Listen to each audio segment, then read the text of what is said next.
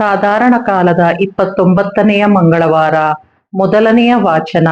ಪೌಲನು ರೋಮನರಿಗೆ ಬರೆದ ಪತ್ರದಿಂದ ವಾಚನ. ಸಹೋದರರೇ, ಒಬ್ಬ ಮನುಷ್ಯನಿಂದಲೇ ಪಾಪದಿಂದ ಮರಣ ಈ ಲೋಕವನ್ನು ಪ್ರವೇಶಿಸಿದವು. ಎಲ್ಲರೂ ಪಾಪ ಮಾಡಿದ್ದರಿಂದ ಮರಣವು ಎಲ್ಲರಿಗೂ ಪ್ರಾಪ್ತಿಯಾಯಿತು. ಒಬ್ಬ ಮನುಷ್ಯನ ಅಪರಾಧದಿಂದ ಎಲ್ಲರೂ ಮರಣಕ್ಕೊಳಗಾದರು ಎಂಬುದೇನೋ ನಿಜ. ಆದರೆ ದೇವರ ಅನುಗ್ರಹವು ಅದಕ್ಕಿಂತಲೂ ಅತ್ಯಧಿಕವಾದುದು. ಅಂತೆಯೇ ಯೇಸು ಕ್ರಿಸ್ತ ಎಂಬ ಒಬ್ಬ ಮಹಾತ್ಮನ ಅನುಗ್ರಹದಿಂದ ಲಭಿಸುವ ಉಚಿತಾರ್ಥವರಗಳು ಇನ್ನೂ ಅಧಿಕವಾದವು ಎಂಬುದು ನಿಜ. ಒಬ್ಬ ಮನುಷ್ಯನ ಅಪರಾಧದ ಕಾರಣ ಒಬ್ಬ ವ್ಯಕ್ತಿಯ ಮುಖಾಂತರ ಮರಣವು ಎಲ್ಲರ ಮಾನವರ ಮೇಲೆ ದಬ್ಬಾಳಿಕೆ ನಡೆಸಿತು. ಆದರೆ ಹೇರಳವಾದ ದೈವಾನುಗ್ರಹವನ್ನು, ದೇವರೊಡನೆ ಸತ್ಸಂಬಂಧವೆಂಬ ಉಚಿತಾರ್ಥವರವನ್ನು ಪಡೆದವರಾದರೂ ಯೇಸು ಕ್ರಿಸ್ತ ಎಂಬ ಮಹಾತ್ಮನ ಮುಖಾಂತರ ಮತ್ತಷ್ಟು ವಿಪುಲವಾಗಿ ಸಜೀವವನ್ನು ಪಡೆದು ರಾಜ್ಯವಾಳುತ್ತಾರೆ. ಒಬ್ಬನ ಅಪರಾಧದಿಂದ ಎಲ್ಲಾ ಮಾನವರು ದಂಡನೆಯ ತೀರ್ಪಿಗೆ ಗುರಿಯಾಗುತ್ತಾರೆ.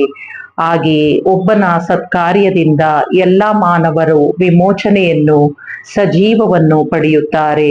ಹೇಗೆ ಒಬ್ಬ ಮನುಷ್ಯನ ಅವಿಧೇಯತೆಯಿಂದ ಎಲ್ಲರೂ ಪಾಪಿಗಳಾದರು, ಹಾಗೆಯೇ ಒಬ್ಬ ಮನುಷ್ಯನ ವಿಧೇಯತೆಯಿಂದ ಎಲ್ಲರೂ ದೇವರೊಡನೆ ಸತ್ಸಂಬಂಧವನ್ನು ಹೊಂದುತ್ತಾರೆ. ಅಪರಾಧಗಳು ಹೆಚ್ಚಿದಂತೆ ದೇವರ ಅನುಗ್ರಹವು ಹೆಚ್ಚು ಹೆಚ್ಚು ಆಯಿತು. ಹೀಗೆ ಪಾಪವು ಮರಣದ ಮೂಲಕ ಆಳ್ವಿಕೆ ನಡೆಸಿದಂತೆ ದೈವಾನುಗ್ರಹವು ನಮ್ಮ ಪ್ರಭು ಯೇಸು ಕ್ರಿಸ್ತರ ಮುಖಾಂತರ ನಮ್ಮನ್ನು ದೇವರೊಡನೆ ಸತ್ಸಂಬಂಧದಲ್ಲಿರಿಸಿ ಅಮರ ಜೀವದತ್ತ ಒಯ್ದು ಆಳ್ವಿಕೆ ನಡೆಸುತ್ತದೆ. ಪ್ರಭುವಿನ ವಾಕ್ಯ. ದೇವರಿಗೆ ಕೃತಜ್ಞತೆ ಸಲ್ಲಲಿ. ಕೀರ್ತನೆ.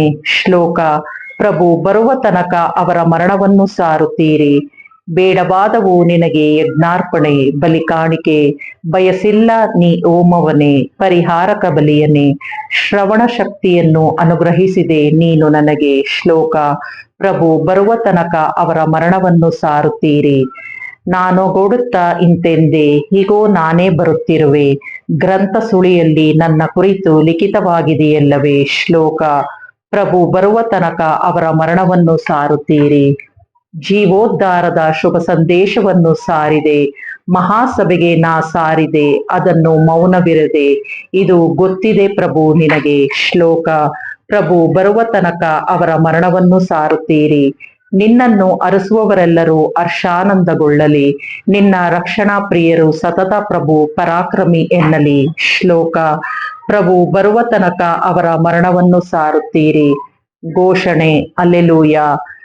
ನಾನು ನಿಮ್ಮೊಡನೆ ಹಾಡಿದ ಮಾತುಗಳು ಜೀವದಾಯಕ, ದೇವರಾತ್ಮವನ್ನು ತರುತ್ತವೆ. ನಿತ್ಯ ಜೀವವನ್ನು ಈಯುವ ನುಡಿ ಇರುವುದು ತಮ್ಮಲ್ಲೇ. ಹಲ್ಲೆಲೂಯ.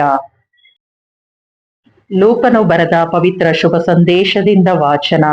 ಆ ಕಾಲದಲ್ಲಿ ಯೇಸು ತಮ್ಮ ಶಿಷ್ಯರಿಗೆ ಹೀಗೆಂದರು, ನಿಮ್ಮ ನಡು ಕಟ್ಟಿರಲಿ, ನಿಮ್ಮ ದೀಪ ಉರಿಯುತ್ತಿರಲಿ.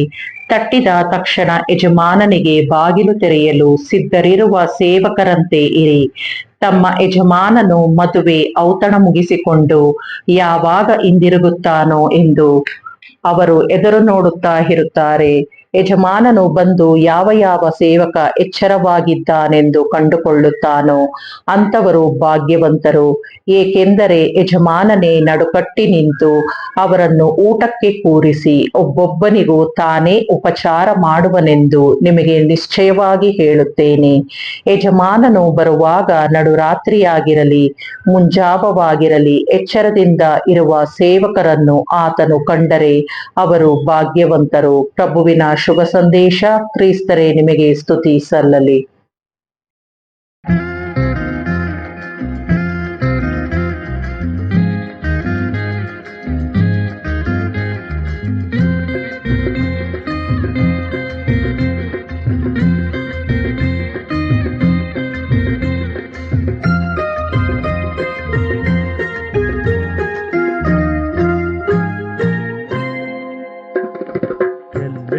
ಸಂತೋಷ ಚೆಲ್ಲಾಡಿದೆ, ಏನೇನೋ ಸಂಭ್ರಮ ಮೈ ತುಂಬಿದೆ.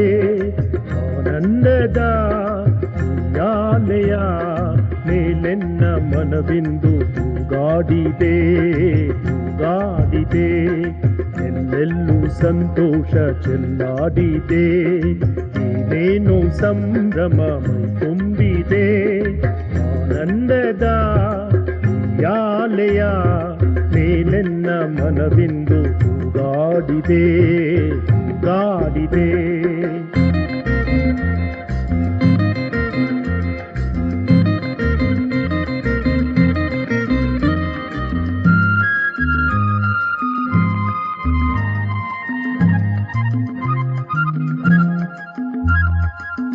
ಕ್ರಿಸ್ತನು ಬಂದ ಶಿಶುವಿನೊಲು, ದೇವನು ಬಂದ ಕಂದನೊಲು.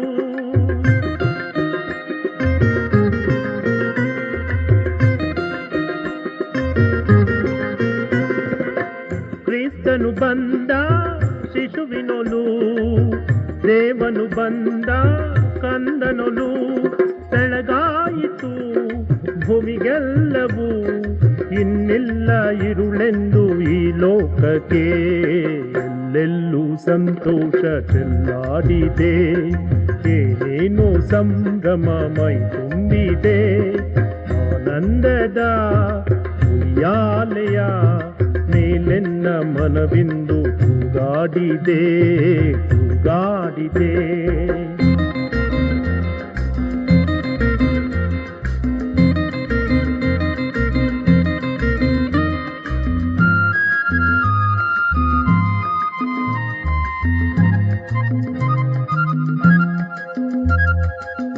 ಮಲಗಿಹ ನೋಡು ನಗು ನಗುತ್ತಾ, ಬೇಡುವ ಜನಕ್ಕೆ ವರ ಕೊಡುತ್ತಾ.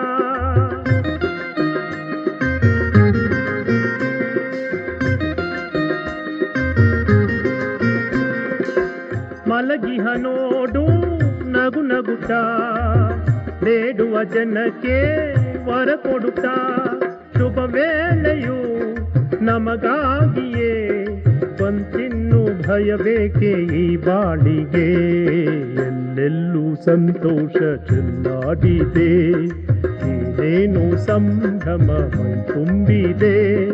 ಆನಂದದ ಯಾಲೆಯ ಮೇಲೆನ್ನ ಮನವಿಂದು ತೂಗಾಡಿದೆ ತೂಗಾಡಿದೆ.